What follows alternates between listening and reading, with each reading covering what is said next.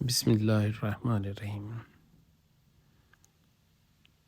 قرآن پاک کی تلاوت کرتے ہوئے سمجھ کے چلنا چاہیے،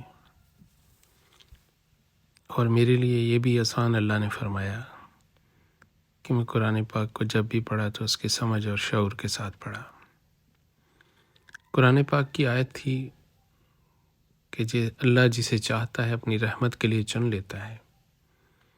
تو یہاں ایک سوال پیدا ہو گیا کہ جب چن لیتا ہے تو پھر اس بندے کے ساتھ ہوتا کیا ہے؟ کیا وہ نمازیں پڑھنے لگ جاتا ہے؟ دیکھا تو جواب نہیں تھا۔ پھر خیال آیا کہ شاید وہ ترک دنیا کر کے جنگلوں میں چلا جاتا ہے، تو وہاں بھی معلوم ہوا کہ دنیا کے ناکام لوگ وہاں زیادہ تھے، اور بہت سارے خیالات آئے، مگر تسلی نہیں ہوئی کہ وہ کون سی علامت ہے، وہ کون سا واقعہ ہے، وہ کون سی حالت ہے جس سے یہ اخذ کر لیا جائے کہ اب بندے کو اللہ تعالیٰ نے رحمت کے لیے چن لیا۔ یہ کوئی چھوٹا انسیڈنس تو ہے نہیں۔ آخر اس تلاش نے مجھے قرآن پاک بند کرنے پہ مجبور کیا، اور کل پھر وہیں سے شروع کیا۔ پھر سوچتے اسی آیت پہ گزر گیا، اسی طرح ایک وقت گزر گیا لمبا، حل نہیں ہوا۔ تو میں نے مختلف علماء سے رجوع کیا کہ کوئی ایک علامت بتائیں کہ ہم شروع کہاں سے ہوتے ہیں، کہ جب اللہ رحمت کے چن لیتا ہے تو پھر ہوتا کیا ہے۔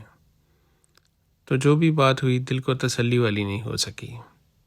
ایک مدت بعد میں اپنے معلم کے پاس بیٹھا تھا،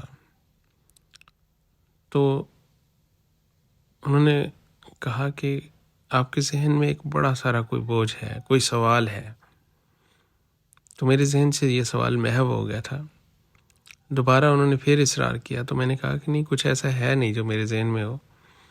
تو پھر تیسری دفعہ انہوں نے کہا کہ اچھی طرح سوچو۔ تو میرے ذہن میں اللہ تعالیٰ نے یہ خیال پیدا کیا کہ وہی سوال ہو سکتا ہے۔ تو میں نے ان کے سامنے رکھا کہ حضرت یہ کیسے ہے کہ جب کسی کو اللہ رحمت کے لیے چن لیتا تو پھر اس کو سب سے پہلے کیا ہوتا ہے؟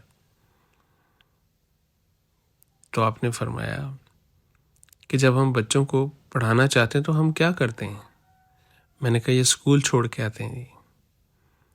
تو انہوں نے کہا ہاں، بس یہی اس کا جواب ہے کہ جب اللہ کسی کو اپنی رحمت کے لیے چن لیتا ہے تو وہ اپنے چنے ہوئے لوگوں کے ساتھ اسے ملا دیتا ہے۔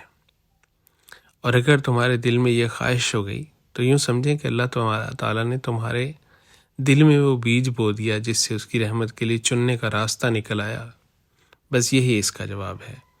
تو اللہ تعالیٰ جب کسی کو چاہتا ہے کہ اس کو اپنی رحمت کے لیے مختص فرما لے تو ان لوگوں سے ملاقات کروا دیتا ہے جن کو پہلے سے چن رکھا ہو۔ جستجو میں رہیے، اللہ سے امیدیں وابستہ رکھیے، بہت اچھا ہوگا۔ نیت مخلص رکھنا شرط ہے۔ السلام علیکم ورحمۃ اللہ۔